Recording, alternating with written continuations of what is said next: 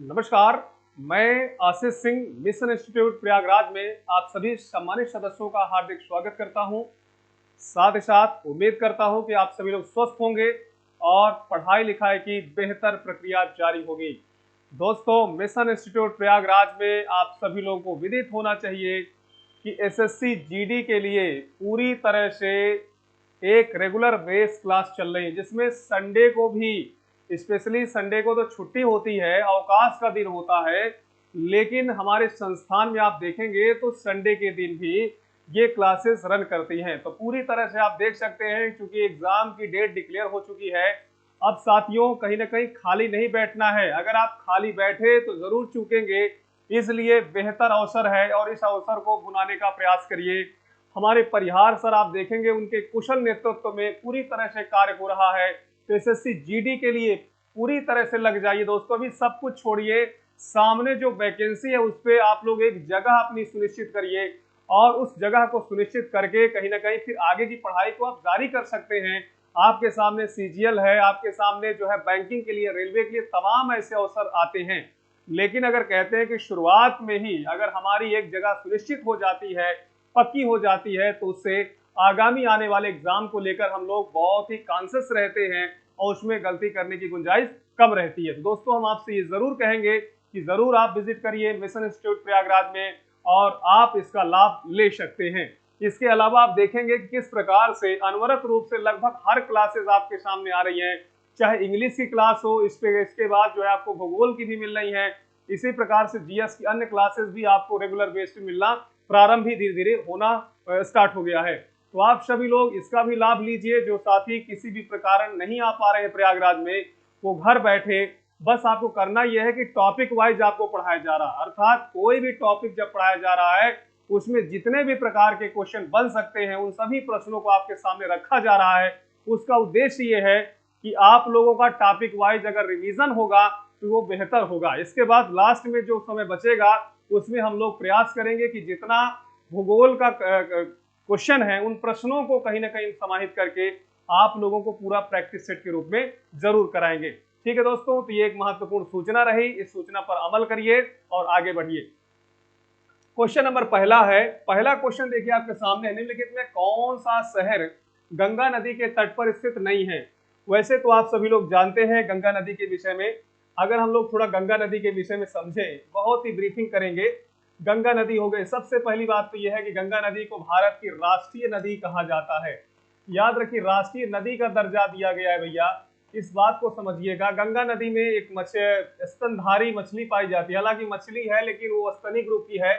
उसमें आप डॉल्फिन का नाम सुने होंगे दोस्तों, डॉल्फिन, डॉल्फिन को राष्ट्रीय जलीय जीव घोषित किया गया है, इसको भी आपको याद रखना है। इसका जंतु वैज्ञानिक नेम है गंगेतिका। क्या नाम है दोस्तों? गंगेतिका। इसे सूस भी कहते हैं, सूस भी कहते हैं, इस बात को आप लोगों को याद रखना है। इसके अलावा जो हमारी गंगा नदी है वह 2525 किलोमीटर लंबी है, अर्थात ये भारत की सबसे लंबी नदी भी है, इसको आपको क्लियर रखना है। यह भारत के निम्नलिखित राज्यों से, पहला देखिए उत्तराखंड का नाम सुने होंगे, उत्तर प्रदेश हो गया, बिहार हो गया दोस्तों, बिहार, झारखंड की बातचीत करें, इसी प्रकार पश्चिम बंगाल हो गया, पश्चिम बंगाल हो गया दोस्तों, इन राज्यों से होकर प्रवाहित होती है। इसका जो उद्गम होता है वो गंगोत्री ग्लेशियर से होता है, गंगोत्री ग्लेशियर से, और जहां पर इसका निकास होता है, गिरती है, उसे गंगा सागर कहते हैं। क्या कहते हैं? गंगा सागर कहते हैं। इस नदी की शुरुआती जो धाराएं हैं वो अलकनंदा और भागीरथी के रूप में है, अलकनंदा और भागीरथी के रूप में है। जब आपस में मिलती है तो उस स्थान को हम देवप्रयाग कहते हैं। क्या कहते हैं दोस्तों? देवप्रयाग कहते हैं। हालांकि यहाँ से बहुत क्वेश्चन पूछे जाते हैं कि कर्णप्रयाग, देवप्रयाग, रुद्रप्रयाग, है ना, प्रयागराज, इसी प्रकार से आप सभी लोग जानते रहिए। कर्णप्रयाग देखिए, आपको ध्यान देना है, कर्णप्रयाग है अलकनंदा और पिंडर नदी के बीच में। देवप्रयाग की बातचीत करें अलकनंदा और भागीरथी, रुद्रप्रयाग की बातचीत करें मंदाकिनी और अलकनंदा, प्रयागराज की बातचीत करें तो गंगा, यमुना और अदृश्य सरस्वती के संगम पर। तो इन बातों को आपको बहुत अच्छे से याद रखना है। अब प्रश्न कह रहा, निम्नलिखित में कौन सा शहर गंगा नदी के तट पर स्थित नहीं है। कानपुर दिया है, पटना दिया है, वाराणसी दिया है, दिल्ली दिया है। सोचो और जवाब दीजिए फटाफट। उम्मीद करता हूं कि आप सभी लोग बताएंगे कि कानपुर तो गंगा नदी किनारे ही है, पटना पटना बिहार की राजधानी है, गंगा नदी किनारे। वाराणसी आप सभी लोग जानते हैं, जिसे हम काशी कहते हैं, बाबा विश्वनाथ की नगरी कहते हैं। तो यहाँ पर आप देखेंगे तीनों शहर तो गंगा नदी किनारे हैं। दिल्ली की बातचीत करें दोस्तों तो दिल्ली यमुना नदी के किनारे है, यमुना नदी के किनारे है, इसलिए डी ऑप्शन को सभी लोग सही करेंगे। गंगा नदी के विषय में मैं आपको एक चीज और बता दूं, गंगा नदी उत्तर प्रदेश के 28 जिलों से होकर बहती है, 28 जिलों से होकर बहती है। इस बात को याद रखिए, क्वेश्चन पूछा जा सकता है कि गंगा नदी उत्तर प्रदेश के कितने जिलों से होकर बहती है, तो वो टोटल जिले हैं 28। और गंगा नदी जब उत्तर प्रदेश में एंट्री करती है, याद रखिएगा एंट्री करती है, तो एक ये स्थान एंट्री वाला एक स्थान होता है, दूसरा जो है एग्जिट वाला स्थान होता है। एग्जिट वाले की बातचीत करें तो आप सभी लोग बलिया को कह सकते हैं, गंगा नदी का निकास द्वार कह सकते हैं, बलिया को कह सकते हैं। ठीक है, तो कुल मिला के इतनी बातें आप सभी लोगों को समझना है। इसके बाद आइए अगले क्वेश्चन को हम लोग चलते हैं। अगला प्रश्न आपके सामने है, ध्यान दीजिए सभी लोग। क्वेश्चन है, निम्नलिखित में कौन सा नगर गोमती नदी के किनारे स्थित नहीं है? ध्यान दीजिए, नहीं है इसमें कह रहा है, तो चित्रकूट दिया है, लखनऊ दिया है, जौनपुर दिया है, सुल्तानपुर दिया है। देखिए यमुना, इसमें गोमती नदी के विषय में अगर हम थोड़ा विश्लेषण करें तो गोमती नदी पीलीभीत जिला से निकलती है। पीलीभीत में एक जगह है माधो तंडा नामक जगह है दोस्तों, आप सभी लोगों को समझना है। ठीक है, यहां से यह नदी समान रूप से निकलती है, और यहां से निकलने के पश्चात देख सकते हैं कि सुल्तानपुर है, लखनऊ है, जौनपुर है, इन जिलों से होकर तो बहती ही बहती है। इस बात को समझना है, क्या चित्रकूट से होकर बहती है? अगर आप उत्तर प्रदेश का मानचित्र यहां से देखें, उत्तर प्रदेश का मानचित्र यहां से देखें, तो भी आपको ये बात क्लियर हो जाएगी कि आखिर यहां से निकलने के पश्चात ये नदी सीधा सीधा गंगा में मिल जाती है। और चित्रकूट तो देखिए गंगा के आप देखेंगे दक्षिण में पड़ता है, तो इसलिए चित्रकूट तो सही नहीं होगा। चित्रकूट जिस नदी के किनारे स्थित है उस नदी का नाम है पैसुनी, याद रखिएगा पैसुनी नाम है, वहां के स्थानीय लोग इसको कहते हैं। ध्यान दीजिए क्या कहते हैं, इसको मंदाकिनी भी कहते हैं, मंदाकिनी भी कहते हैं। ये राजापुर, याद रखिए राजापुर चित्रकूट जिले में ही शामिल है। राजापुर में जो है दोस्तों ये यमुना नदी से जाकर मिल जाती है। ठीक है, तो पैसुनी या मंदाकिनी नदी के किनारे चित्रकूट शहर स्थित है। चित्रकूट में रामायण मेला लगता है। कौन सा मेला? रामायण मेला लगता है, इस बात को भी याद रखना है, रामायण मेला लगता है। ठीक है, इसी प्रकार अगर हम देखें लखनऊ चिकन उद्योग के लिए जाना जाता है, जौनपुर को भारत का सिराज कहा जाता है। तो ये सभी चीजों को आप लोगों को समझना है। इसमें चित्रकूट अपने आप में एक मंडल भी है, याद रखिए चित्रकूट अपने आप में एक मंडल भी है, जिसमें महोबा, बांदा, हमीरपुर जिले आते हैं। इसी प्रकार से लखनऊ भी अपने आप में एक मंडल है। लखनऊ में उन्नाव हो गया, रायबरेली हो गया, सीतापुर, हरदोई और लखीमपुर खीरी का नाम सुने होंगे, ये सभी लखनऊ मंडल के अंतर्गत आते हैं। जौनपुर की बातचीत करें दोस्तों तो जौनपुर आप सभी लोग जानते हैं वाराणसी मंडल के अंतर्गत आता है। वाराणसी में जौनपुर, गाजीपुर और चंदौली आते हैं। और सुल्तानपुर की बातचीत करें तो ये फैजाबाद अर्थात अयोध्या मंडल के अंतर्गत आता है। तो क्वेश्चन नंबर दूसरा आप सभी लोग देख सकते हैं, इसका विश्लेषण हमने किया, आप लोगों को ध्यान रखना है। आइए अगले प्रश्न की ओर हम लोग चलते हैं। अगला प्रश्न आपके सामने ये रहा स्क्रीन पर। क्वेश्चन है, गंगा नदी पर कौन सी प्रांतीय राजधानी स्थित है? बताओ दोस्तों, कोलकाता, लखनऊ, कोलकाता दिया है, लखनऊ दिया है, भुवनेश्वर दिया है, पटना दिया है। बताओ तो दोस्तों, आखिर गंगा नदी पर कौन सी प्रांतीय राजधानी, प्रांत मतलब राज्य की राजधानी, क्या आप सभी लोग देखो पटना तो आप सभी लोग जानते ही हैं। गंगा नदी पर कौन सी प्रांतीय राजधानी स्थित है? पटना बिहार की राजधानी है। पहले तो राज्यों को आप लिख लीजिए। इसके बाद भुवनेश्वर, भुवनेश्वर आपका हो गया दोस्तों उड़ीसा, उड़ीसा की राजधानी भुवनेश्वर हो गया। यूपी की अपनी राजधानी लखनऊ हो गया, और पश्चिम बंगाल की राजधानी कलकत्ता हो गई। अब देखिए उड़ीसा का जो राजधानी भुवनेश्वर है ये कहीं ना कहीं महानदी के आसपास स्थित है। लखनऊ जो है गोमती नदी अभी आपने देखा। और कोलकाता की बातचीत करें तो ये हुगली नदी के किनारे स्थित है, हुगली नदी के किनारे स्थित है। तो सही जवाब कौन सा होगा? सही जवाब होगा डी ऑप्शन, यानी पटना। बिहार की जो राजधानी पटना है वो गंगा नदी के किनारे स्थित है।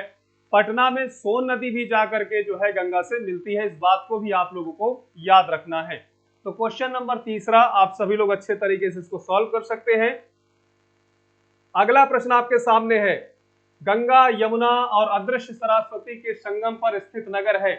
जो साथी सामान्य रूप से हमारे उत्तर प्रदेश के हैं वो तो बहुत अच्छी तरीके से जानते हैं कि गंगा यमुना और अदृश्य सरस्वती के संगम पर क्या हरिद्वार है, वाराणसी है, इलाहाबाद है, कर्णप्रयाग है।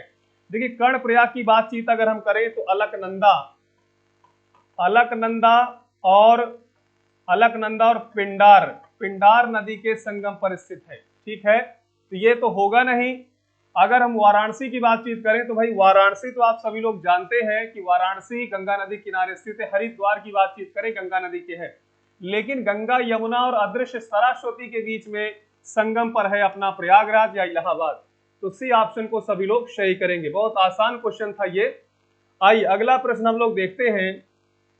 गोवा राज्य की राजधानी पणजी किस नदी के किनारे स्थित है। थोड़ा सा यहाँ पर ध्यान दीजिएगा, गोवा की राजधानी क्या है, पणजी है। किस नदी के किनारे स्थित है, तो नर्मदा है, मांडवी है, ताप्ती है और पेन्नार है। बताओ साथियों, गोवा की राजधानी पणजी किस नदी के किनारे स्थित है। सबसे पहली बात तो यह है कि जो नर्मदा नदी है वो गोवा में तो बहती ही नहीं है। नर्मदा नदी मध्य प्रदेश, महाराष्ट्र और गुजरात से होते हुए खंभात की खाड़ी में गिरती है। नर्मदा अरब सागर में गिरने वाली प्रायद्वीपीय भारत की सबसे लंबी नदी है। बहुत अच्छे तरीके सुनिएगा, अरब सागर में गिरने वाली प्रायद्वीपीय भारत की सबसे लंबी नदी है नर्मदा नदी। इस नदी के तट पर आप देखेंगे तो आपको जबलपुर मिलेगा, अमरकंटक मिल जाएगा, भेड़ाघाट मिल जाएगा, है ना। ये महत्वपूर्ण शहर हैं। इस नदी के द्वारा कपिल धारा जलप्रपात है, दूध धारा जलप्रपात है और धुआंधार जलप्रपात का निर्माण होता है। ठीक, मांडवी नदी देखिए यहां पर दिख रही है, मांडवी बिल्कुल सही जवाब होगा। मांडवी जुआरी की सहायक नदी है और इसी नदी के किनारे गोवा की राजधानी पणजी स्थित है। दोस्तों, मांडवी नदी के द्वारा निर्मित जलप्रपात को दूध सागर जलप्रपात कहते हैं। देखिए दूध धारा की जब बातचीत हो तो नर्मदा नदी, और जब सागर उसमें जुड़ जाए तो उसमें आपको दूध सागर को आपको बताना है मांडवी। ताप्ती नदी आप सभी लोग जानते हैं, ये भी बैतूल से निकल करके, मध्य प्रदेश के बैतूल से निकल के बुरहानपुर है, खानदेश है, इसी प्रकार से भुसावल का नाम सुने होंगे, सूरत का नाम सुने होंगे। इन सभी शहरों से होते हुए सीधा सीधा खंभात की खाड़ी में गिरती है। तो ताप्ती नदी हो गया, पेन्नार नदी हो गया। दोस्तों पेन्नार आप सभी लोग जानते हैं कि आंध्र प्रदेश में बहती है। तो ये आपको यहाँ पर बी ऑप्शन सही करना है, बी ऑप्शन इसका सही जवाब होगा। अगला प्रश्न आपके सामने है, क्वेश्चन को ध्यान से समझिए। क्वेश्चन है, आगरा किस नदी के किनारे स्थित है। दोस्तों आगरा का नाम सुनते ही कुछ मुंह में मिठास जैसे आता है, और वो पेठा के लिए, किसके लिए, पेठा के लिए जाना जाता है, इसीलिए इसे पेठा नगरी भी कहते हैं। कहा जाता है कि सिकंदर लोदी, याद रखिएगा सिकंदर लोदी का नाम सुने होंगे। सिकंदर लोदी जो था उसने आगरा शहर को बसाया था। यहाँ पर ताजमहल हो गया दोस्तों, इसी प्रकार से लाल किला हो गई और पागल जेल भी हो गई। पागल जेल हालांकि जो है इसको स्थानांतरित कर दिया गया है। तो आगरा जो है इसके लिए फेमस है, इस बात को भी आपको समझना है। ठीक है, आगरा में जो पेठे होते हैं कई प्रकार के मिलते हैं, रसगुल्ले टाइप भी मिलते हैं, अर्थात रसीले पेठे भी मिलते हैं, शुष्क अर्थात कहीं ना कहीं सूखे जो है पेठे भी मिलते हैं। तो वहाँ पेठों की बहुत ज्यादा वैरायटी भी आप लोगों को देखने को मिलेगी। ठीक है, तो कुल मिला के ये चीज, आगरा उत्तर प्रदेश की पूर्व राजधानी भी रह चुकी है। सही आपने सुना, उत्तर प्रदेश की पूर्व राजधानियों में आगरा का नाम है और अपने प्रयागराज का भी नाम है। हालांकि वर्तमान राजधानी आप लखनऊ को देखेंगे।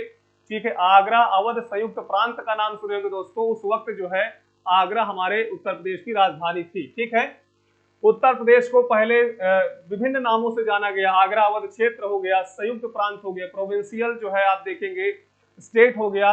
तो इस प्रकार से जो है इसमें नाम हो गए। ठीक है, तो कुल मिला के ये है कि आप लोगों को आगरा के विषय में गंगा, अलकनंदा, यमुना और भागीरथी को आप गायब कीजिए, अलकनंदा को यहां से गायब कीजिए, क्योंकि दोनों नदियों का संबंध कहां से है, उत्तराखंड से है। और गंगा की बातचीत करते, गंगा तो दोस्तों आगरा से होकर नहीं जाती है, गंगा उत्तर प्रदेश के 28 जिलों से होकर जाती है। दोस्तों इस बात को याद रखना है। ठीक है, और यमुना नदी की जब बातचीत करते हैं तो यमुना नदी उत्तर प्रदेश के 19 जिलों से होकर बहती है।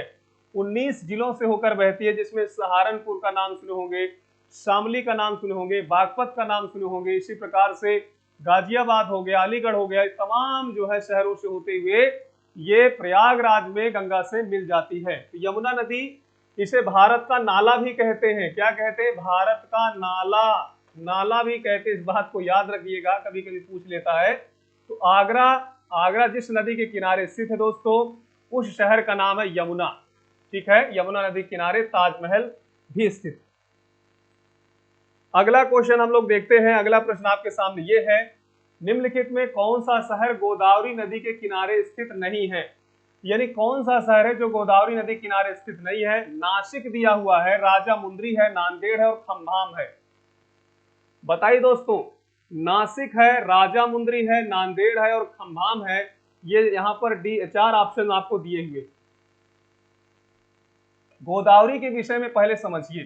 गोदावरी बंगाल की खाड़ी में गिरने वाली, बंगाल की खाड़ी में गिरने वाली दोस्तों प्रायद्वीपीय भारत की सबसे लंबी नदी है। एक चीज ये आपको ध्यान देना है, इस नदी को दक्षिण की गंगा कहते हैं, दक्षिण भारत की गंगा कहते हैं, या फिर बूढ़ी गंगा कहते हैं। इस बात को भी याद रखना है, बूढ़ी गंगा कहते हैं। इस नदी का जो उद्गम होता है वो त्रयंबक नामक स्थान से होता है।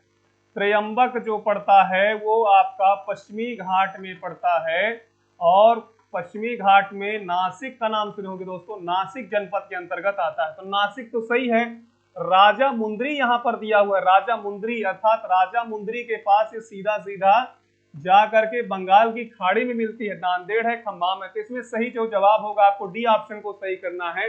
डी ऑप्शन इसका राइट आंसर है। अगला प्रश्न आपके सामने है दोस्तों। अगला प्रश्न है, जम्मू कश्मीर की राजधानी श्रीनगर किस नदी के तट पर स्थित है? देखिए, जम्मू कश्मीर की बातचीत कर रहा है। पहली बात तो यह है कि इसमें जो कश्मीर है वो ऋषि कश्यप के नाम से है। कभी कभी ये भी पूछा जाता है कि ऋषि कश्यप के नाम से कौन सा है, तो कश्मीर है दोस्तों। इसी प्रकार से आप देखेंगे श्रीनगर कश्मीर की राजधानी है, इसको सम्राट अशोक ने बसाया था। सम्राट अशोक ने इस राजधानी को बसाया था, इसको भी ध्यान रखना है। अब ये चेनाब है, रावी है, ब्यास है और झेलम है। देखिए, चेनाब नदी दिया है, रावी दिया है, ब्यास दिया और झेलम दिया है। कौन सा सही होगा? तो इसमें झेलम नदी को सही करेंगे। झेलम जो है दोस्तों, इसे वितस्ता कहते हैं। क्या कहते हैं? वितस्ता कहते हैं। ब्यास को विपाशा कहते हैं, रावी को परुषणी कहते हैं, चेनाब को दोस्तों हम लोग क्या कहते हैं? अस्कनी। क्या कहते हैं? अस्कनी कहते हैं। इसके भी नाम आप लोगों को अच्छे से क्लियर रखने हैं। तो यहाँ पर डी ऑप्शन इसका सही जवाब होगा। थोड़ा सा इसके विषय में यहाँ पर आप लोगों को और समझाना चाह रहे हैं हम। ये हमारा जम्मू कश्मीर, लद्दाख और पंजाब को हमने शामिल किया। इसमें देखिए जो नदी है इस प्रकार से, इसका नाम है सिंधु नदी। सिंधु की जो सहायक नदियां हैं इसमें आप सभी लोग ध्यान दीजिएगा कुछ इस प्रकार से। सहायक नदियों में सबसे पहले इधर देखें तो झेलम हो गई, इसके बाद कौन सी हो गई? चेनाब, चेनाब नदी हो गई, रावी हो गई, ब्यास, और इसके बाद सतलज नदी हो गई। ये देखिए नदियां हैं, सहायक नदियां हैं जो सिंधु में आप देखेंगे बाईं ओर से आकर मिलती है। कहां पर मिलती है ज्यादातर? तो पाकिस्तान के पंजाब में मिलती है। इसीलिए इन पांचों नदियों को, झेलम, चेनाब, रावी, ब्यास और सतलज, इन नदियों के आधार पर पंजाब का नाम पड़ा 5 नदियों का देश। ठीक है, हालांकि जब डिवीजन हो गया, पार्टीशन हो गया इंडिया का, तो पूर्वी पंजाब हमारे उसमें आ गया और पश्चिमी पंजाब पाकिस्तान में चला गया। अब यहाँ पर आपको समझना है कि सिंधु और झेलम के बीच में जो नदी द्वाब है उसे सिंधु सागर द्वाब कहते हैं, सिंधु सागर द्वाब कहते हैं। दूसरा आप देखेंगे झेलम और चेनाब के बीच में जो मामला है उसे छाछ द्वाब कहेंगे। इसी तरह चेनाब और रावी के बीच में कौन सा हो गया? रेचना। एक एक शब्दों को ध्यान दीजिएगा, सिंधु सागर द्वाब, छाछ द्वाब हो गया, रेचना द्वाब हो गया। ब्यास और रावी के बीच में देखिए बारी द्वाब हो गया, बारी द्वाब हो गया, और बाकी बचा ब्यास और सतलज, तो उसमें हो गया विशिष्ट द्वाब। ठीक है, कभी कभी ये भी पूछा जाएगा, तो आप सभी लोग इसको अच्छे से देख लीजिएगा। अब इसमें एक छोटी सी बात हम और आपके सामने रखना चाहेंगे। सिंधु नदी जल समझौता का नाम सुने होंगे, सिंधु नदी जल समझौता। इंडस वाटर ट्रीटी का नाम सुने होंगे दोस्तों। ये इंडस वाटर ट्रीटी 1960 में एक सम्मेलन हुआ था शिमला में हुआ था दोस्तों। शिमला समझौता का नाम सुने होंगे। तो शिमला में हुआ था और इसमें जो भागीदार थे उसमें भारत था और पाकिस्तान था, है ना। भारत था और पाकिस्तान था, इस बात को ध्यान दीजिएगा। शिमला समझौता जब हुआ था तो मध्यस्थता किसने की थी? तो विश्व बैंक ने की थी। याद रखिएगा, इस क्वेश्चन को भी याद रखिएगा, विश्व बैंक ने की थी। विश्व बैंक मध्यस्थता किया था। इसके अनुसार ऊपर की जो 3 नदियां, ऊपर की 3 नदियों का मतलब सिंधु, झेलम, चेनाब, ये ऊपर की जो 3 नदियां हैं इसका 80% जो पानी है वो पाकिस्तान को प्राप्त होगा और बाकी जो पानी बचा हुआ है 20% वो किसको मिलेगा? भारत को मिलेगा। बाकी नीचे की जो 3 नदियां हैं, नीचे इन द सेंस अर्थात रावी, व्यास और सतलज, इन 3 नदियों का 80% पानी जो है किसको मिलेगा? ये मिलेगा दोस्तों भारत को और बाकी 20% पानी किसको मिलेगा? पाकिस्तान को मिलेगा। तो इस प्रकार से जल बंटवारा हुआ था। हमारे देश की तरफ से पंडित नेहरू जी वहां पर शामिल हुए थे शिमला समझौता में और पाकिस्तान की तरफ से डॉक्टर आयूब खान का नाम सुने होंगे दोस्तों, आयूब खान शामिल हुए थे। ठीक है, तो कुल मिला के ये पूरा का पूरा मामला है जो कहीं ना कहीं एक दूसरे के संबंध में है। डॉक्टर आयूब खान के विषय में थोड़ा सा हम आपको बताएंगे। डॉक्टर आयूब खान बहुत लंबे समय तक वहां की नुमाइंदगी की है पूरी तरह से और जवाहरलाल नेहरू जी के कार्यकाल को उन्होंने देखा। इसके बाद हमारे लाल बहादुर शास्त्री का भी कार्यकाल उन्होंने देखा। लाल बहादुर शास्त्री के जमाने में ही आप सभी लोग जानते हैं 1962 में सबसे पहली बात तो यह है कि जो वार हुआ था भारत और चीन के बीच में हुआ था। इस समय देखिए पंडित जवाहरलाल नेहरू थे 1962 में, ठीक है। 1965 में जब बातचीत करते हैं तो भारत और पाकिस्तान के बीच में वार हुआ था। उस वक्त डॉक्टर आयूब खान साहब ने जो है बहुत तेजी से एक मतलब आप कह सकते हैं कि क्रोकोडाइल टीयर या यूं कह सकते हैं कि एक मजाक उड़ाया था लाल बहादुर शास्त्री जी का कि ये कम कद के और कम जो है भार के व्यक्ति हमको क्या हरा पाएंगे, इस प्रकार से उन्होंने कमेंट किया था। हालांकि जब भारतीय फौज ने पाकिस्तान को शिकस्त दी तो इसके बाद आपको पता होना चाहिए कि कुछ समय बाद एक रहस्यमय मौत हो जाती है हमारे लाल बहादुर शास्त्री जी की। और जब लाल बहादुर शास्त्री जी की मौत हो जाती है तो वो कंधा देने के लिए भारत में आते हैं। सोचिए, दुश्मनी अपनी जगह है लेकिन कहीं ना कहीं ये बात तो समझ में आ गई कि भारत का जो लोकतंत्र है वो मजबूत होता है, व्यक्ति विशेष मजबूत नहीं होता है। और जब कंधा देने के लिए आए तो किसी व्यक्ति ने कहा था कि दुश्मनी जम के करो, दुश्मनी जम के करो, लेकिन ये रियायत रहे कि जब हम आपस में दोस्त बने तो शर्मिंदा होना ना पड़े। अर्थात ये शब्द जो है कहीं ना कहीं उन्हीं के लिए थे। तो कुल मिला के ये पूरा का पूरा मामला है। उम्मीद है कि आप लोग अच्छे से इसको कर पाए होंगे। इसमें झेलम नदी अर्थात डी ऑप्शन को सभी लोग सही करेंगे दोस्तों। अगला प्रश्न आपके सामने है, सूरत किस नदी के तट पर स्थित है दोस्तों? सूरत आप सभी लोग जानते हैं नर्मदा, ताप्ती, सोन और कावेरी, ये 4 ऑप्शन दिए हैं। गुजरात राज्य में है, गुजरात राज्य में है दोस्तों। वस्त्र के लिए जाना जाता है, एक महत्वपूर्ण बंदरगाह भी है। बताइए दोस्तों किस नदी के किनारे हो सकता है? नर्मदा नदी की बातचीत करें तो नर्मदा नदी के किनारे तो भड़ौच है, जिसे हम भरूच पहले कहते थे, ठीक है। ताप्ती नदी इसका सही जवाब है। बी ऑप्शन को सभी लोग सही करेंगे, बी ऑप्शन इसका राइट आंसर है, ताप्ती नदी इसका सही जवाब है। सोन नदी तो वहां बहती नहीं, कावेरी नदी का कोई मतलब है नहीं। हालांकि सोन नदी की बातचीत करें तो सोन नदी अमरकंटक से निकलती है। अमरकंटक से निकलने के पश्चात ये मध्य प्रदेश के शहडोल, ध्यान दीजिएगा, मध्य प्रदेश के शहडोल हो गया। इसी प्रकार से सिंगरौली का नाम सुने होंगे दोस्तों, यहां से होते हुए सोनभद्र पहुंचती है और ये पटना में जाकर के गंगा से मिल जाती है, ठीक है। सोन नदी इसका नाम ही सोन है ना। कावेरी नदी को दक्षिण भारत की वास्तविक गंगा कहते हैं। ये नदी पश्चिमी घाट से निकलती है, पश्चिमी घाट से निकलती है। जहां से निकलती है उस जिले का नाम है कर्नाटक का, उसका नाम है कोडागू जिला है। कोडागू जिला से निकल करके मैसूर पहुंचती है। मैसूर में दोस्तों श्रीरंगपट्टनम का नाम सुने होंगे। श्रीरंगपट्टनम यहाँ पर एक आइलैंड है, द्वीप है। इस द्वीप को भी आपको याद रखना है। मैसूर में स्थित है श्रीरंगपट्टनम और ये कावेरी नदी पर स्थित है। दूसरी बात यह है कि शिवा समुद्रम की बातचीत करें, शिवा समुद्रम जो है आप सभी लोग जानते हैं मैसूर अर्थात कर्नाटक में स्थित है। कावेरी नदी द्वारा इस जलप्रपात का निर्माण होता है। बाकी ये नदी जब आगे जाती है तो तिरुचिरापल्ली के पास ये कोरोमंडल कोस्ट में गिर जाती है। इस नदी के तट को हम कहते हैं पूंपुहार बीच।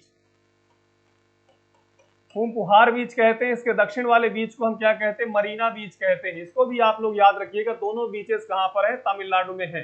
ठीक है, तो ये हो गया पूरा का पूरा विश्लेषण। क्वेश्चन नंबर 9 का बी ऑप्शन सही होगा। अगला प्रश्न आपके सामने ये रहा, उज्जैन किस नदी के किनारे स्थित है? ध्यान दीजिएगा, उज्जैन बाबा महाकाल की धरती आप सभी लोग जानते हैं। नर्मदा है, तवा है, ताप्ती और क्षिप्रा है। सोचो क्वेश्चन नंबर 10वें का सही जवाब क्या होगा? आप सभी लोग बताने का प्रयास करेंगे। ठीक है, देखिए नर्मदा तो नहीं है ना, तवा भी नहीं है, ताप्ती भी नहीं है, कौन सा? क्षिप्रा नदी है। क्षिप्रा नदी के किनारे उज्जैन शहर स्थित है। इस बात को आप लोगों को याद रखना है। क्वेश्चन आपके सामने है जमशेदपुर। जमशेदपुर के विषय में है, किस नदी के तट पर स्थित है? दामोदर नदी, स्वर्णरेखा, मयूराक्षी और अजय। जमशेदपुर की जब बातचीत करते हैं दोस्तों, तो जमशेदपुर आप सभी लोगों को पता होना चाहिए झारखंड राज्य में। कहां पर है? झारखंड में। दो जिले हैं, एक का नाम है पश्चिमी सिंहभूमि जिला, पश्चिमी सिंहभूमि जिला है, और दूसरा है पूर्वी सिंहभूमि जिला। तो ये पूर्वी सिंहभूमि जिला के अंतर्गत है जमशेदपुर। इसको टाटा नगर भी कहते हैं। क्या कहते हैं दोस्तों? टाटा नगर भी कहते हैं। इसको भी ध्यान रखिएगा। जमशेद रतन भाई टाटा जी ने इसकी स्थापना की थी। यहाँ पर आयरन और स्टील का जो है प्लांट भी है, जाना जाता है। भारत का इसे पिट्सबर्ग भी कहते हैं। याद रखिए, भारत का पिट्सबर्ग किसे कहा जाता है? जमशेदपुर को कहा जाता है। इस बात को ध्यान रखना है। ठीक है, तो दामोदर हो गया, स्वर्णरेखा हो गया, मयूराक्षी हो गया और अजय हुआ गया। तो इसमें कौन सा सही है? सभी लोग बी ऑप्शन को सही करेंगे, स्वर्णरेखा इसका सही जवाब होगा। दामोदर जो नदी है, दामोदर जो नदी है दोस्तों, वो है गंगा की सहायक नदी है। किसकी सहायक नदी है? गंगा की सहायक नदी है। ये पश्चिम बंगाल में ज्यादातर बहती है, हालांकि झारखंड से निकलने के पश्चात पहुंचती है पश्चिम बंगाल में, और पश्चिम बंगाल का इसे शोक भी कहते हैं। दामोदर नदी को पश्चिम बंगाल का शोक कहते हैं। और हुगली नदी को, ध्यान दीजिएगा, हुगली नदी को विश्व की सबसे विश्वासघाती नदी को के नाम से जानते हैं। तो विश्व की सबसे विश्वासघाती नदी हो गई हुगली नदी। इसी प्रकार आप देखेंगे पश्चिम बंगाल का शोक किसे कहते हैं? दामोदर नदी। बिहार का शोक कहते हैं, आप सभी लोगों को पता होना चाहिए, कोसी। और इसी प्रकार से उड़ीसा का शोक महानदी को कहते हैं। तो इस प्रकार के भी क्वेश्चन आपके एग्जाम में आ सकते हैं। तो यहां पर कौन सा सही होगा? ऑप्शन आप लोग बी ऑप्शन को सही करेंगे। अगला प्रश्न आपके सामने है, नासिक किस नदी के तट पर स्थित है? भाई नासिक की जब बातचीत हो रही है, नासिक का नाम आते ही आप सभी लोग जानते हैं कि संतरा का नाम आता है। ठीक है, नासिक। महानदी, गोदावरी, नर्मदा और कावेरी। महानदी है, देखिए गोदावरी है, नर्मदा है और कावेरी है। सोचो जरा कौन सा इसमें सही उत्तर होगा। अगर महानदी की बातचीत करें तो देखिए महानदी आप सभी लोगों को मैप में देखना है। ये देखिए महानदी कुछ इस प्रकार से निकलती है। कहां से निकलती है? तो अमरकंटक, जैसे अमरकंटक हो गया ना, अमरकंटक के दाहिनी ओर जब आप जाएंगे तो आपको मिलेगा अचान कमार। अचान कमार मिलेगा। अचान कमार कहां पर है? तो ये छत्तीसगढ़ में है।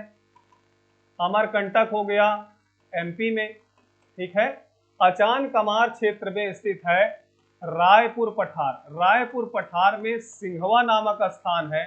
सिंघावा नामक स्थान है। यहां से होते हुए छत्तीसगढ़ से उड़ीसा पहुंचती है। और उड़ीसा में एक बंदरगाह है कटक। याद रखिएगा, कटक शहर है जहां पर चावल अनुसंधान केंद्र स्थित है। कटक हो गया, पुरी हो गया, रायपुर हो गया, रायगढ़ हो गया, भिलाई हो गया। ये तमाम शहर किस नदी के किनारे स्थित है? महानदी के किनारे स्थित है। ठीक है, तो ये तो होगा नहीं, इसे छत्तीसगढ़ का राइस बाउल कहते हैं। छत्तीसगढ़ के चावल का कटोरा किस नदी को कहते हैं? महानदी को कहते हैं। और महानदी को देखिए उड़ीसा का शोक भी कहते हैं। इसी नदी पर आप सभी लोग जानते हैं हीराकुंड डैम की स्थापना की गई थी। हमारे देश में पहले प्रधानमंत्री थे पंडित जवाहरलाल नेहरू साहब। पंडित जवाहरलाल नेहरू साहब ने पहली पंचवर्षीय योजना में 5 बड़े डैम्स बनवाए थे, जिसमें हीराकुंड डैम को भी शामिल किया गया था। क्योंकि जो फर्स्ट 5 ईयर प्लान था दोस्तों वह टोटली कहीं ना कहीं डिपेंड था किसके ऊपर, एग्रीकल्चर के ऊपर डिपेंड था। तो प्राइमरी सेक्टर के अंतर्गत आता है, तो सिंचाई के लिए, बिजली के लिए, है ना, इसके लिए 5 बड़े डैम्स बनवाए गए थे, उसमें हीराकुंड एक आपका शामिल था। गोदावरी की बातचीत करें, गोदावरी देखिए नासिक से ही निकलती है, तो यहाँ पर भी ऑप्शन को सही करना है। गोदावरी नासिक से निकलती है। नर्मदा दोस्तों अमरकंटक से निकलने के पश्चात भरूच नामक बंदरगाह के पास सीधा खंभात की खाड़ी में गिरती है। कावेरी का दूर दूर तक कोई मामला नहीं है, क्योंकि कावेरी का महाराष्ट्र से कोई लेना देना नहीं है। तो यहां पर देखिए कौन सा होगा, बी ऑप्शन इसका सही उत्तर होगा। अगला प्रश्न है, अगले प्रश्न को आपको समझना है, जौनपुर किस नदी के तट पर स्थित है? जौनपुर किस नदी के तट पर स्थित है? गंगा नदी के तट पर, सरयू नदी के तट पर, गोमती और रिहंद के तट पर? बताइए। जौनपुर, जिसे भारत का सिराज कहा जाता है, भारत का सिराज कहा जाता है, इस बात को आपको ध्यान रखना है। किस नदी? गंगा, सरयू, गोमती और रिहंद। देखिए गंगा नदी की बातचीत करें तो गंगा की सहायक नदी है गोमती, लेकिन गंगा नदी के किनारे जो है जौनपुर ना करके आप इसमें गोमती नदी को सही करिए, सी ऑप्शन को सही करिए। सरयू नदी, जिसे हम काली नदी भी कहते हैं, इस नदी के किनारे अयोध्या स्थित है। क्या स्थित है दोस्तों? अयोध्या स्थित है। तो सी ऑप्शन को यहां पर आप लोगों को सही करना है। अगला प्रश्न आपके सामने ये रहा, निम्नलिखित में कौन सा नगर किसी नदी के तट पर स्थित नहीं है? देखिए कोई ना कोई इसमें नगर है जो किसी नदी के तट पर स्थित है ही नहीं। सूरत है, कटक है, भोपाल है, मैसूर है। सोचो जरा, क्वेश्चन नंबर 14 का सही जवाब क्या होगा? इसमें से कौन सा शहर है दोस्तों जो किसी नदी के किनारे स्थित नहीं है? बताइए। इतने प्रश्न हम आपको करवाए हैं, इन प्रश्नों से ही अगर आप लोग अच्छे से समझे होंगे तो आप इसका जवाब दे पाएंगे। देखिए सूरत की जब बातचीत करते हैं, सूरत ताप्ती नदी के किनारे स्थित, ताप्ती नदी के किनारे स्थित है, गुजरात का शहर है। यहीं पर 1600 ईस्वी में ईस्ट इंडिया कंपनी की स्थापना हुई थी। ध्यान दीजिएगा दोस्तों। कटक की बातचीत करें, कटक उड़ीसा में स्थित है, महानदी के तट पर स्थित है, महानदी के तट पर स्थित है। कटक हो गया, पुरी हो गया, है ना, पुरी भी हो गया दोस्तों। आप सभी लोग जानते हैं, कोणार्क मंदिर का अगर नाम सुने होंगे तो ये आपका कहां पर है? उड़ीसा में है। उड़ीसा में स्थित है कटक। राइस रिसर्च सेंटर भी है कटक पर। ये किस नदी किनारे? महानदी किनारे। अब भोपाल की बातचीत करते, भोपाल ही इसका सही जवाब होगा, क्योंकि मैसूर तो कावेरी नदी के किनारे स्थित है ना। इसलिए सी ऑप्शन को आप सभी लोग सही करेंगे। सी ऑप्शन इसका राइट आंसर। आइए अगले क्वेश्चन को बढ़ते हैं। अगला प्रश्न आपके सामने ये रहा स्क्रीन पर, गंगा नदी के किनारे स्थित सबसे बड़ा शहर कौन सा है? गंगा नदी के किनारे स्थित सबसे बड़ा शहर कौन सा? सबसे बड़ा का मतलब, चलिए ठीक है, क्षेत्रफल में भी देख लेते हैं, जनसंख्या में भी देख लेते हैं, है ना। वाराणसी है, पटना है, कानपुर है और इलाहाबाद है। देखिए गंगा नदी किनारे स्थित सबसे बड़ा शहर कौन सा है? अगर हम जनसंख्या की बातचीत करें तो क्या वाराणसी उत्तर प्रदेश का सर्वाधिक जनसंख्या वाला शहर है या जिला है? नहीं। पटना की बातचीत करें, भाई एक पटना भी है, देखिए कानपुर है और इलाहाबाद है। गंगा नदी के किनारे स्थित सबसे बड़ा शहर कौन सा है? वाराणसी, पटना, कानपुर और इलाहाबाद। आप बताइए इसका जवाब क्या हो सकता है? ये थोड़ा सा अलग तरह का प्रश्न है, आप लोगों के ऊपर ज्यादा जिम्मेदारी इस क्वेश्चन के जवाब को लेकर। ठीक है, वाराणसी को आप हटाइए यहाँ से, कानपुर को देखिए। अब इलाहाबाद उत्तर प्रदेश के सर्वाधिक जनसंख्या वाले शहरों में आता है। ठीक है, तो यहाँ पर आप लोग इस ऑप्शन को सही कर सकते हैं। ठीक, अगला क्वेश्चन आपके सामने है, निम्नलिखित में कौन सा शहर गंगा के तट पर स्थित नहीं है? कानपुर, पटना, बरौनी, दिल्ली। बताओ भाई सभी लोग, कानपुर है, पटना है, बरौनी है, दिल्ली है, इसमें से कौन सा शहर गंगा के तट पर स्थित नहीं है? बताइए सभी लोग। गंगा नदी के विषय में थोड़ा ध्यान दीजिए। गंगा नदी जहां से निकलती है उस स्थान का नाम है गंगोत्री। गंगोत्री उत्तराखंड के उत्तरकाशी जिला से निकलती है। उत्तरकाशी कोई जिला है उत्तराखंड का, वहां से निकलती है। दो धाराओं के रूप में निकलती है। दो धारा, एक धारा मान लो ये है, दूसरी धारा कुछ इस प्रकार से ये है। जब दोनों आपस में मिलती है तो यहां पर क्या है, देवप्रयाग। ठीक है, देवप्रयाग। अच्छा, इधर की तरफ आप देखेंगे तो आपको भागीरथी मिल जाएगी। ये जो धारा है उसे भागीरथी कहेंगे और इसका नाम है अलकनंदा। अलकनंदा नाम, थोड़ा सा इसके विषय में ध्यान देना है। अलकनंदा में कुछ इस प्रकार से सहायक नदियां आकर मिलती है। ये जो नदी है इसका नाम है विष्णु गंगा। विष्णु गंगा जब अलकनंदा में मिलती है तो जिस स्थान पे मिलती है उस संगम को कहते हैं विष्णु प्रयाग। क्या कहते हैं दोस्तों, विष्णु प्रयाग कहते हैं। इसी प्रकार पिंडार नदी है, जब अलकनंदा में मिलती है तो उसे कहते हैं कर्णप्रयाग। कर्णप्रयाग कहते हैं। अलकनंदा में जब मंदाकिनी नदी निकलती है, मंदाकिनी चौरावाड़ी ग्लेशियर से निकलती है और उस स्थान को कहते हैं रुद्रप्रयाग। रुद्रप्रयाग कहते हैं। बाकी ये नंदाकिनी नदी है, नंदाकिनी। नंदाकिनी गंगा अलकनंदा में जहां पर मिलती है उसे कहते हैं नंद प्रयाग। नंद प्रयाग, तो ढेर सारे प्रयाग मिले भाई, विष्णु प्रयाग, इसी प्रकार से कर्ण प्रयाग, रुद्र प्रयाग, नंद प्रयाग, देव प्रयाग, और एक है प्रयागराज। अब इसके बाद ये नदी जब आगे बढ़ती है तो गंगा नदी के नाम से आगे बढ़ती है, तो ये पहुंचती है सबसे पहले ऋषिकेश।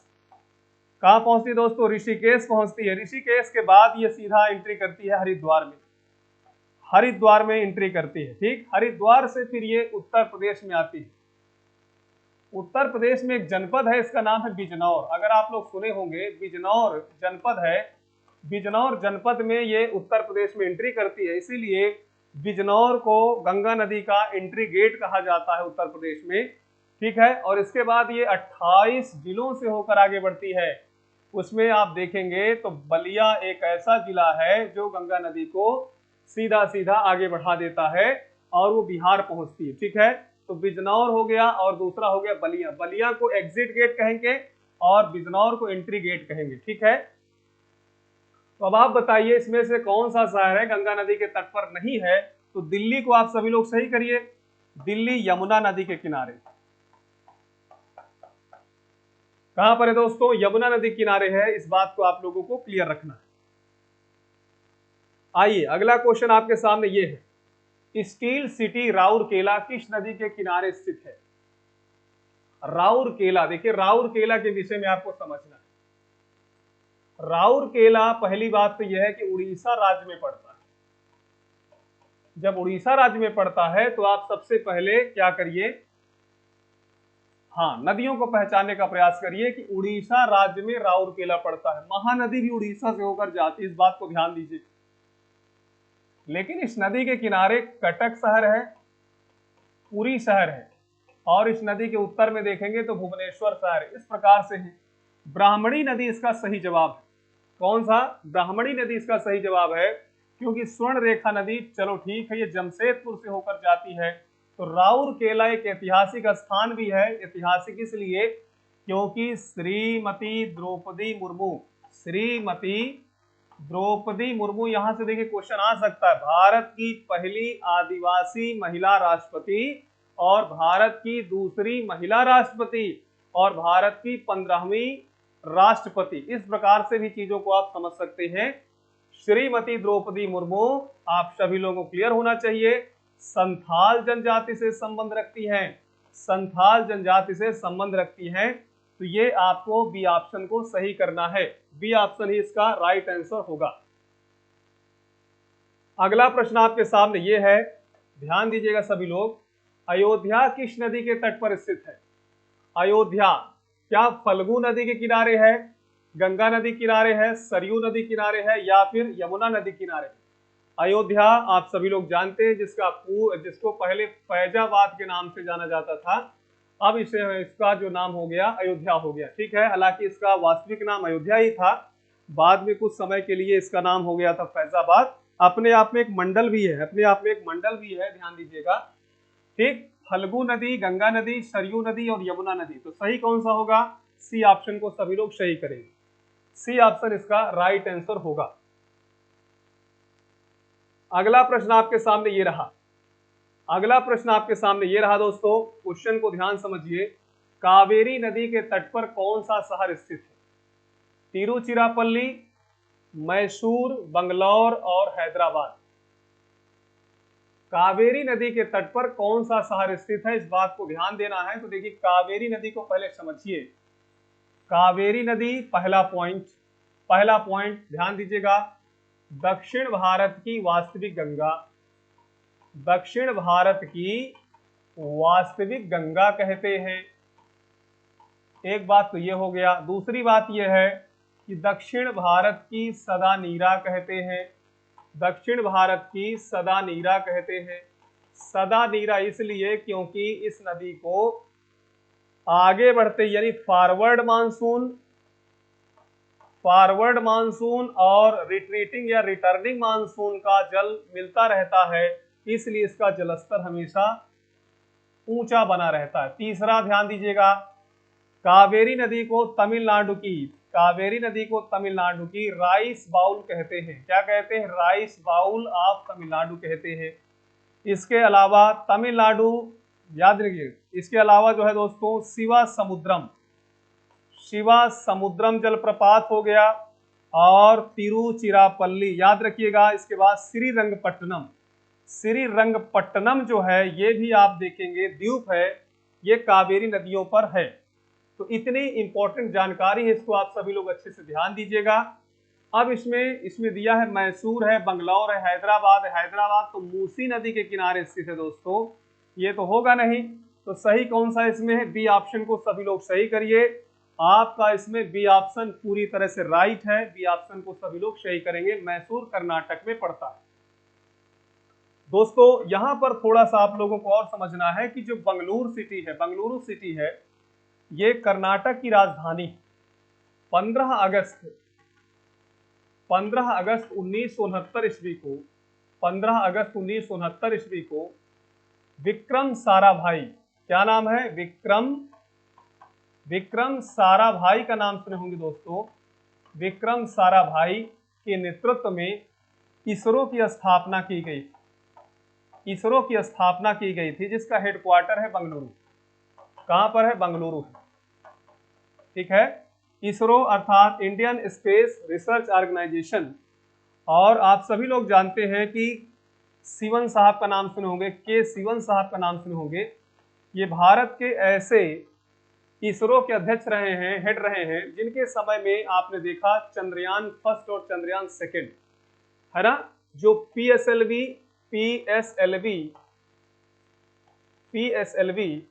इसी प्रकार XLC11 इस पर आधारित था। दूसरा GSLV, इसी प्रकार मार्क 3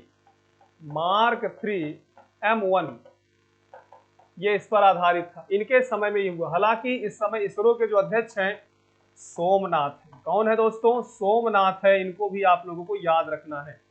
तो देखिए विक्रम साराभाई से शुरुआत होती है और वर्तमान जो है कौन है, तो आप देखेंगे सोमनाथ है। इसको भी आप लोगों को अच्छे से याद रखना है, ठीक। आइए इसके बाद चलते हैं अगले क्वेश्चन पर। अगला क्वेश्चन है साबरमती नदी किस शहर के किनारे बहती है? मुंबई, अहमदाबाद, हैदराबाद, विजयवाड़ा। बताएंगे दोस्तों। मुंबई हो गया, अहमदाबाद हो गया, हैदराबाद हो गया, विजयवाड़ा हो गया। साबरमती नदी, ठीक है। आइए इसके जो महत्वपूर्ण पॉइंट्स हैं, सबसे पहली बात तो यह है कि साबरमती नदी को हम गुजरात की लाइफ लाइन कहते हैं। गुजरात की क्या कहेंगे? जीवन रेखा या लाइफ लाइन कहेंगे। ये बात हो गई। दूसरा इसमें महत्वपूर्ण पॉइंट है कि जो साबरमती नदी है, इस नदी के किनारे राजस्थान का उदयपुर शहर, ये कहां? राजस्थान का उदयपुर हो गया। ध्यान दीजिएगा सभी लोग। इसी प्रकार से आप देखेंगे अहमदाबाद हो गया और गांधीनगर हो गया। ये दोनों शहर गुजरात के हैं, जिसमें गांधीनगर तो गुजरात की राजधानी ही है, ठीक है। तीसरी बात यह है कि ये जो नदी है ये निकलती कहां से? ये मेवाड़ पठार से निकलती है। मेवाड़ पठार, जहां पर हल्दी घाटी है दोस्तों राजस्थान में, और गिरती कहां पर है? ये खंभात की खाड़ी में गिरती है। खंभात की खाड़ी में गिरती है। ये आपको इतने पॉइंट्स याद रखना, ठीक है। तो साबरमती नदी किस शहर के किनारे बहती है? तो देखिए मुंबई, अहमदाबाद, हैदराबाद दिए हुए हैं। इसका सही जवाब क्या होगा? अहमदाबाद को आप सभी लोग सही करेंगे। अहमदाबाद आप सभी लोग जानते हैं, अहमदाबाद दोस्तों सूती वस्त्र उद्योग के लिए प्रसिद्ध है, इसीलिए इसे भारत का मानचेस्टर कहा जाता है। क्या कहा जाता है? भारत का मानचेस्टर। वैसे मानचेस्टर ये इंग्लैंड का एक शहर है जो मर्सी नदी के किनारे स्थित है। मानचेस्टर हो गया, लिवरपूल हो गया, ये दोनों शहर कहीं ना कहीं मर्सी नदी के किनारे इंग्लैंड में स्थित हैं। उसी से तुलना किया गया कि भारत का मानचेस्टर किसे कहा जाए, तो अहमदाबाद को कहा जाए। इसके बाद होता है उत्तर भारत का मानचेस्टर। उत्तर भारत का मानचेस्टर किसे कहा जाए, तो कानपुर को आप कहिए। दक्षिण भारत का मानचेस्टर किसे कहा जाए, तो कोयम्बटूर को कहिए। कोयम्बटूर को कहिए दोस्तों, ठीक है। तीसरी बात यह है कि भारत का कार्टोनोपोलिस किसे कहा जाए। भारत का कार्टोनोपोलिस किसे कहा जाए? कार्टोनोपोलिस का मतलब होता है कि द सेंटर ऑफ टेक्सटाइल, है ना, the centre of textile industry. तो ढेर सारी मिलों का शहर माना जाता है किसको? मुंबई को माना जाता है, इसलिए मुंबई को भारत का कार्टोनोपोलिस कह सकते हैं। तो ये दोस्तों विश्लेषण है, आप लोग देखेंगे साबरमती नदी किस शहर के किनारे स्थित है, तो उसका सही जवाब होगा अहमदाबाद। हैदराबाद की थोड़ी बातचीत कर लेते। हैदराबाद दोस्तों पहले तो आप सभी लोग जानते हैं कि आंध्र प्रदेश की राजधानी करनूल रही, है ना। इसके बाद देखिए दूसरी जो राजधानी इसमें बसाई गई उसका नाम हैदराबाद। ये आप सभी लोग को समझना है। आंध्र प्रदेश की जो स्थापना हुई, देखिए कल ही क्वेश्चन आया था, 1956 ईस्वी में इसकी स्थापना की गई थी, ठीक है। अब हैदराबाद कहाँ पर है, तो तेलंगाना में स्थित है। और किस नदी के किनारे, तो उस नदी का नाम है मूसी नदी। किस नदी किनारे दोस्तों? मूसी नदी के किनारे स्थित है, इसको भी आपको ध्यान देना है। दूसरी बात यहाँ पर देखिए अगला क्वेश्चन है, इसमें है विजयवाड़ा की बातचीत करें दोस्तों। विजयवाड़ा कृष्णा नदी के किनारे स्थित है। अब ये आंध्र प्रदेश में पड़ता है विजयवाड़ा, ठीक है, आप सभी लोग ध्यान दीजिएगा। मुंबई की बातचीत करें, मुंबई महाराष्ट्र की राजधानी है, इसे भारत की इकोनॉमिकल कैपिटल कहा जाता है, ठीक है। इसे बॉलीवुड सिटी भी कहते हैं। ये दोस्तों सालसेट द्वीप में स्थित है। सालसेट द्वीप में मुंबई नगर स्थित है, जो भारत का सर्वाधिक जनसंख्या वाला द्वीप है। सालसेट भारत का सर्वाधिक जनसंख्या वाला आइलैंड है, इस बात को आप लोगों को याद रखना है, ठीक है। तो ये 4 ऑप्शन नहीं, चारों ऑप्शन पर हमने विश्लेषण कर लिया है। अब यहां से देखिए कुछ प्रश्न हम आपको दे रहे हैं, सभी लोग इसको जवाब दीजिएगा। पहला क्वेश्चन आपके सामने है, ठीक है। बंगाल, उड़ीसा और बिहार, बंगाल, उड़ीसा, बिहार, इन तीनों राज्यों का शोक कौन अलग अलग नदियों के नाम को कहा जाता है? यानी बंगाल का शोक किस नदी को कहें, उड़ीसा का शोक और बिहार का शोक। ये पहला क्वेश्चन हो गया। दूसरा क्वेश्चन ध्यान दीजिएगा, बंगाल की खाड़ी में गिरने वाली प्रायद्वीपीय भारत की सबसे लंबी नदी कौन सी है? इसका भी जवाब दीजिएगा। तीसरा है सिंधु जल समझौता। सिंधु जल समझौता जब हुआ था तो उसकी मध्यस्थता किसने किया था? इसका जवाब दीजिएगा। चौथे नंबर की बातचीत करें, चौथे नंबर पे तो ध्यान दीजिएगा, जमशेदपुर हो गया, राउरकेला हो गया, हैदराबाद हो गया। इसी प्रकार से ध्यान दीजिए अहमदाबाद हो गया,